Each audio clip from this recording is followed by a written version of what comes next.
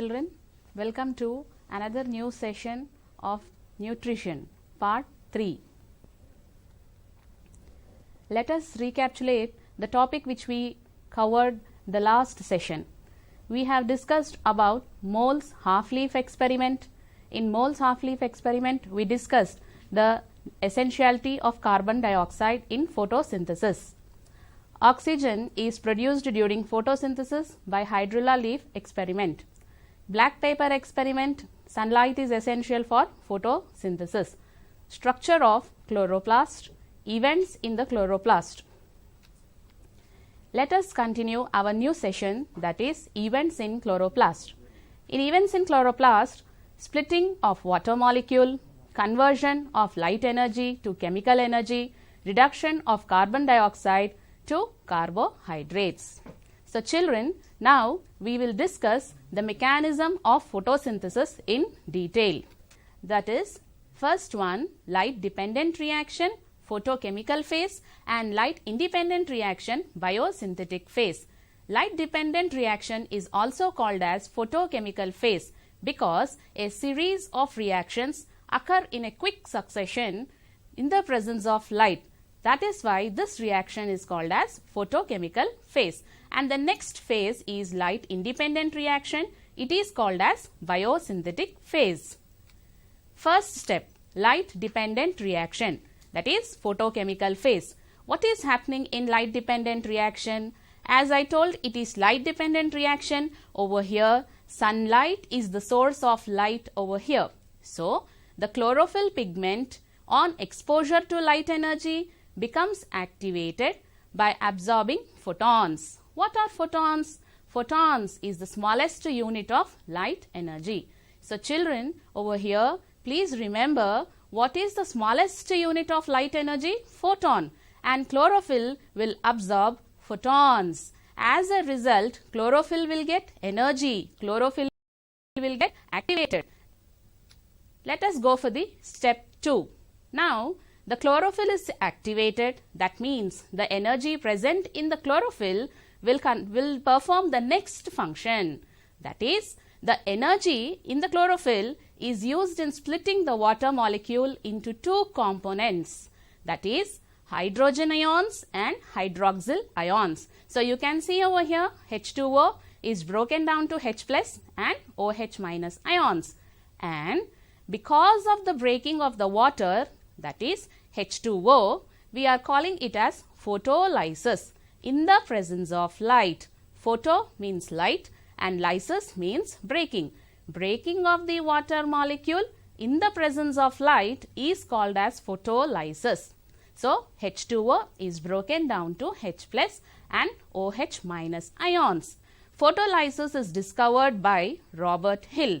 The scientist who discovered photolysis was Robert Hill. Hence, it is called as Hill's reaction. So, next is step 3.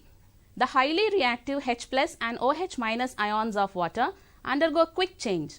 What is happening to the H plus OH minus ions? First, we will discuss about the OH minus ions. OH minus ions undergo a series of steps and produce water and oxygen. Water is used by the plant itself, whereas oxygen is released into the atmosphere. As we all breathe oxygen, we are using that oxygen. The next element is H plus ion. H plus ion undergoes a series of changes in dark reaction.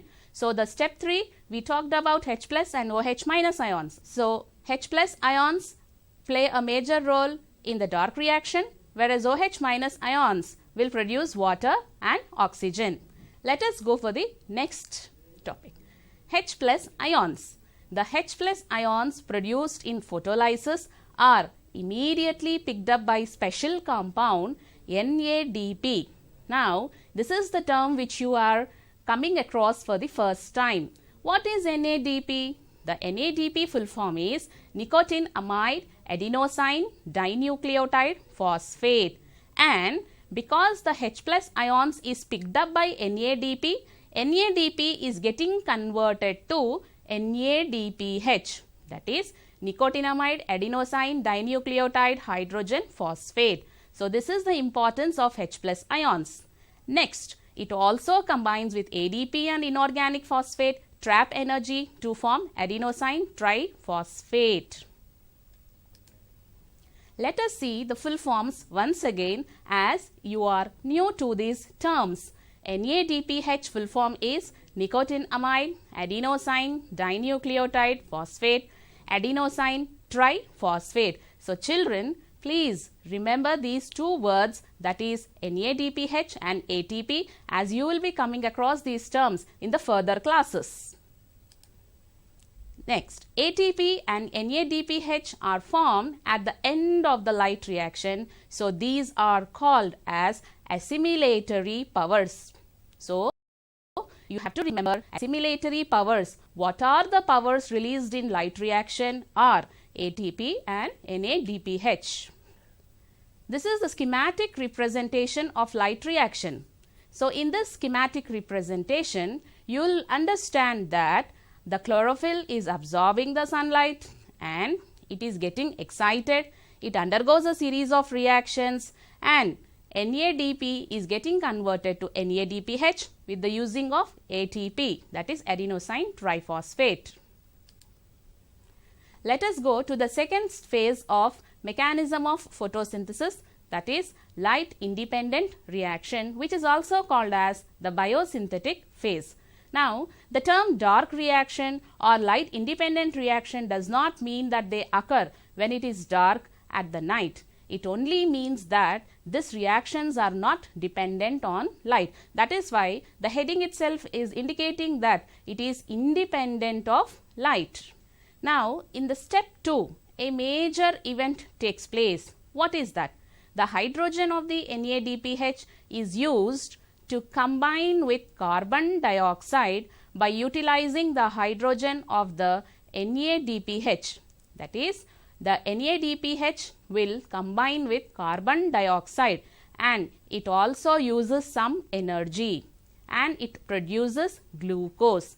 The glucose formula is C6H12O6. During the process of light independent reaction, an important enzyme plays a major role over here. That is, light independent reaction is RUBP, that is ribulose 1,5-bisphosphate.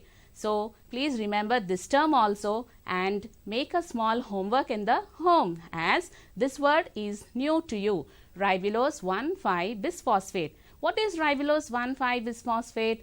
Ribulose 1,5-bisphosphate is an enzyme and the abundantly present enzyme in the universe is RUBP.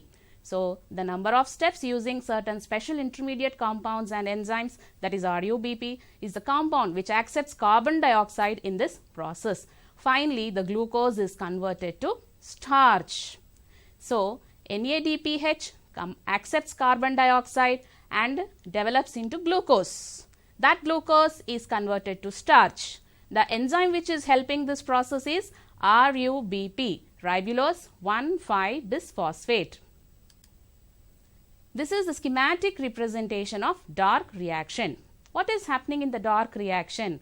In the dark reaction, you can see the sunlight which is falling on the grana. It's producing NADPH and ADP. This NADPH and ATP are the products of light reaction. Now, dark reaction, that is NADPH will combine with carbon dioxide and it will form into carbohydrates in simple sugars or the simple form of the carbohydrates. Over here, the element RUBP is helping to perform the process. Types of nutritions. In the previous topics, we discussed modes of nutrition, that is autotrophic nutrition, the organisms which have the capacity to prepare their own food are nothing but autotrophic nutrition. We also discussed the best example for autotrophic nutrition are plants, and plants are also called as universal food providers. Next, heterotrophic nutrition. What is heterotrophic nutrition? The organism depends on other organism for the food material. So, children, what are we? Human beings. We are heterotrophs because we cannot prepare our own food.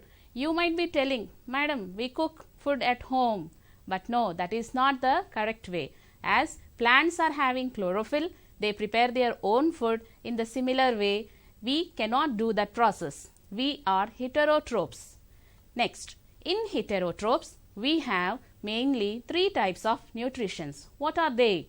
Saprophytic nutrition, that is, the organisms will feed on or the organisms will eat the dead and decaying organisms.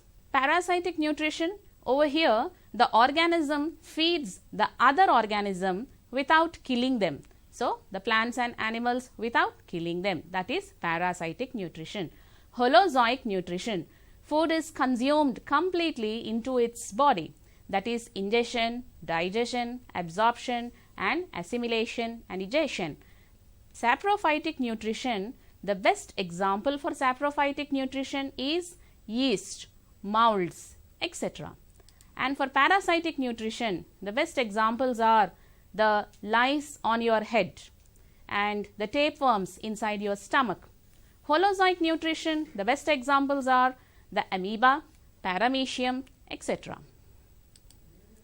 Heterotrophic nutrition, that too in amoeba and paramecium. In amoeba, it is a unicellular organism. Amoeba has finger-like projections which are called pseudopodia.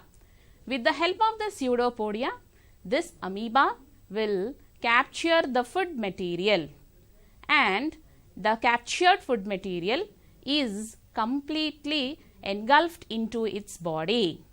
Inside the body, the food material is broken down to simple substances, because the food material consists of complex food substances, and the complex substances are broken down to simple substances inside the body of the amoeba.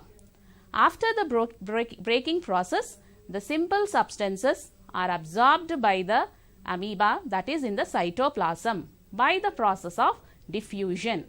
After the digestion process, after the absorption, the food material is brought to the cell membrane and it is ejected out or it is expelled out. So, nutrition in amoeba is a very simple process, as it is a unicellular organism and the food is digested inside the body by simple breaking of the complex substances to simple substances, and the nutrients are absorbed by the process of diffusion. Next, the next example is nutrition in paramecium. The paramecium is an organism where it is in the shape of a slipper, and this paramecium has cilia all over its body. Why are the cilia helpful? Children, the cilia are helpful for the swimming process, and also the cilia will help in the collection of the food material. So, the cilia present on the paramecium will bring the food material near the paramecium, that too at the cytostome.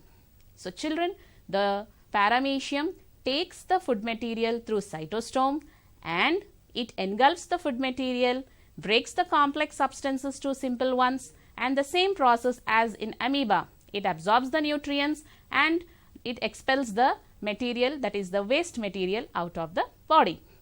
Till now, we have discussed about unicellular organisms, amoeba, paramecium. Even in plants, that is especially cuscuta, it is the plant which is very special. Why? Because till now we discussed that all plants have chlorophyll, but this is a special plant because in this there is less amount of chlorophyll, or sometimes the chlorophyll is absent. Now, if the chlorophyll is absent, how will this plant perform photosynthesis? So, it's in general we understand that when there is no chlorophyll, it will not perform its photosynthesis. So, children, this plant, that is cuscuta, cannot prepare its own food. It depends on another plants for the food material. So, cuscuta reflexa has been found to have very little amount of chlorophyll, or sometimes it is absent. What? How will this cuscuta get the food material? The cuscuta will develop root-like structures and it will connect to another plant. So, another plant which is having chlorophyll and which is performing the process of photosynthesis, on that plant the cuscuta will develop special roots called as haustoria, and with the help of that haustoria, it will absorb the food material. Just like if you are having a bottle, you put a straw and you suck the juice from the bottle. In that way, the cuscuta plant will develop the roots into the host plant. With the help of those roots, that is called as haustoria, it will absorb the food material into its body. Now, let us discuss about the nutrition in human beings. Till now, we discussed about the type of nutrition in unicellular organisms like amoeba, paramecium, in plants like cuscuta. Let us discuss about the nutrition in our human beings. In human beings, nutrition in human beings, we have a well-developed digestive system, as the digestive system starts from the mouth and ends with the anus. We have well-developed organs to perform various functions. Let us see the labels of our digestive system. The first part of our digestive system is mouth. The second part is the salivary glands. The next is esophagus. The long tube-like structure is esophagus. And below the esophagus, we have stomach. Then we have stomach connected with pancreas and liver. We will talk in detail about all the structures in the coming classes. Next is the large intestine, small intestine, rectum and anus. So, please go through this diagram in your textbook. Make a note of it in your notebooks also, children, as it is very important.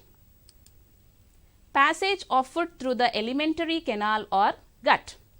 Children, how do you eat food every day? We eat food through our mouth. So, is that you directly swallow the food into your mouth? No, you keep the food in your mouth. We eat our food through the mouth. We take the food material, place it in our mouth. Now, the food which is inside the mouth is well chewed with the help of our teeth. So, the teeth help us in chewing. So, the food material is broken down to simple substances into small tiny substances.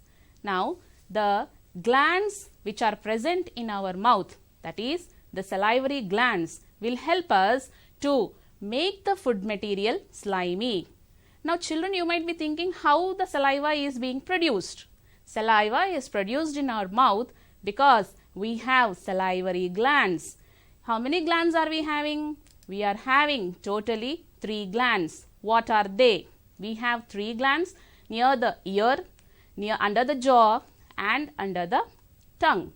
So, you can just look at me also, that is, this is your ear, under the ear, that is the parotid gland, and under the jaw, that is submandibular gland, and under the tongue, that is your sublingual gland. So, totally 3 glands, parotid gland, submandibular gland and sublingual gland. So, remember these glands.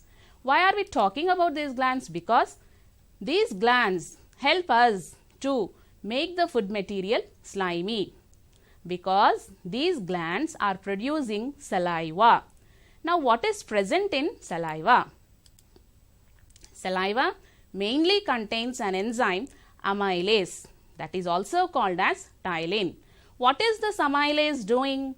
This amylase breaks the carbohydrates into maltose. Carbohydrates are the complex ones, whereas the maltose is the simple form of the carbohydrate. Who is helping to do this process? Ptyalin. So, amylase or ptyalin is called as the same. So, carbohydrates are broken down to maltose with the help of ptyalin. So, this is very important, which you have to remember, that is salivary glands release saliva. Saliva contains of an enzyme which is called as amylase or ptyalin, and this ptyalin enzyme will help in converting the carbohydrates into maltose. This is peristaltic movement. What is peristaltic movement? Inside the mouth, saliva is being released, we have chewed the food and we have made the food little bit slimy. Now, that food material has to pass from the mouth through the esophagus and then into the stomach. Now, how is it passing? The food from the mouth through the esophagus into the stomach will pass in a wave-like motion. So, that movement of food substances in a wave-like motion is called as peristaltic movement. You can see the yellow color substance over here, which we are calling it as bolus. So, inside the mouth, the food material which is chewed properly along with the saliva is called as bolus. So, the bolus moves from the esophagus into the stomach through wave-like movement. So, this is called as peristaltic movement. Now, the food has been moved from the mouth through the esophagus and into the stomach. So, let us see what is happening in the stomach. The stomach is like a bag. The stomach is like a bag. You all go to any functions, children, you eat because you find very tasty items or tasty dishes. You eat as much as you can. Your stomach is having flexible muscles. It will contract and it will relax. So, the food which is entering into your stomach will get churned. What is churning? It is mixing, because the stomach walls have the capacity of contraction and relaxation. Because of the contractions and relaxations, the food material inside the stomach is getting churned, mixing. Now, what is present in the stomach? Inside the stomach, gastric juices and HCl is present. Yes, children, our stomach consists of acid, that is hydrochloric acid. The food will mix with gastric juice and hydrochloric acid. Next, what is happening in the stomach? The proteins are complex substances. These proteins are broken down to peptones. That is nothing but the smaller molecules of proteins. What is the enzyme which is involved over here? It is pepsin. Now, remember we have discussed bolus. What is bolus? Food material chewed properly mixed with saliva is nothing but bolus. Now, soft slimy substance where some proteins and carbohydrates have broken down, that food material is called as chyme. So, there is a slight difference over here, children, bolus and chyme. Bolus is the food material where carbohydrates are broken down. Chyme is the food material where proteins and carbohydrates are broken down. So, don't get confused, children, between the bolus and chyme. Yes. Now, let us see what's the further process. Inside the stomach, a few amount of proteins, a few amount of carbohydrates have been digested or broken down. Now, what's happening? Stomach, the food material enters into the small intestine. From the stomach to the small intestine, in between there is pyloric sphincter. What is pyloric sphincter? Pyloric sphincter is a small valve-like structure which helps in the entry of the food material into the small intestine. This pyloric sphincter will allow only little amount of food material from the stomach into the small intestine. As we have discussed earlier, stomach is a bag-like structure or sac-like structure. It will store the food material. If the entire food material enter into the small intestine, the process of digestion will be very difficult. So, that is why pyloric sphincter is like a watchman in between stomach and small intestine. It will allow only little amount of the food material inside the stomach into the small intestine. So, in between the stomach and the small intestine, pyloric sphincter is present. Small intestine, in name it is small intestine, but it is the longest part of our body. The small intestine, proximal part has duodenum. In the small intestine, proximal part is duodenum. Emulsification. The liver secretes bile juice. Liver secretes bile juice. What is emulsification? Breaking of the fat molecules into small globules is called as emulsification. So, this process is taking place in the small intestine. Who is helping in this? Bile juice. So, liver secretes bile juice, and what is this bile juice doing? This bile juice is breaking the fats into small globules. The process is called as emulsification. Children, please remember this topic, that is emulsification, which is very important for you. What are pancreas doing? Pancreas are secreting pancreatic juice. So, the pancreas, which secrete pancreatic juice, also play a major role in breaking the fats to proteins and lipases. Small intestine. Small intestine secretes intestinal juices, that is succus entericus. This is also an important enzyme which you have to learn. Children, even the succus entericus which is present in the intestines, that is your small intestine, help in breaking the smaller molecules of proteins to further more smaller molecules of proteins. That is, small tiny particle of proteins are broken down to even tiny particles so that proteins are absorbed into your body. Children, this is the list of the enzymes which are present in your textbook. You can go through them and you can answer the questions which are present inside your textbook. It is very, very easy. So, please refer your textbook for further information. Next is absorption, transfer of the products of digestion from the intestine into blood. So, till now in the small intestine, the process of digestion has taken place, and inside the small intestine we have finger-like projections which are called as microvilli. These microvilli will help the digested food material into the blood. So, how this microvilli are having blood vessels and lymph vessels. So, the digested food material will enter from the small intestine into the microvilli, then into the blood vessels, and then to the lymph vessels. From the lymph vessels, it goes directly into the blood. The villi increase the surface area of absorption. After maximum absorption of food in the small intestine, the rest passes into the large intestine. What is happening in large intestine?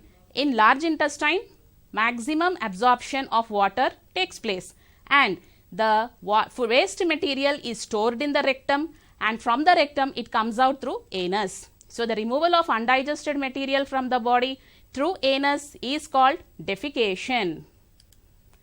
Flowchart of human digestive system.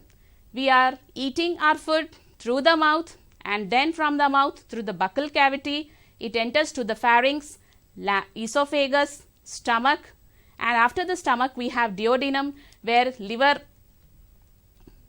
is present, pancreas are present.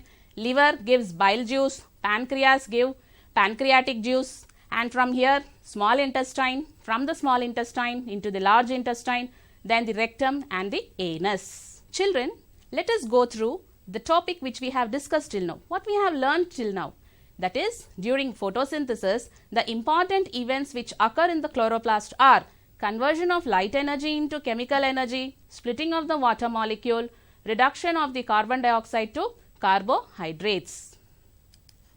The large complex food molecules such as carbohydrates, proteins, lipids, etc. are broken down to simple molecules before they are absorbed and utilized by the animals. The process of breaking down of complex molecules into simple molecules is called digestion.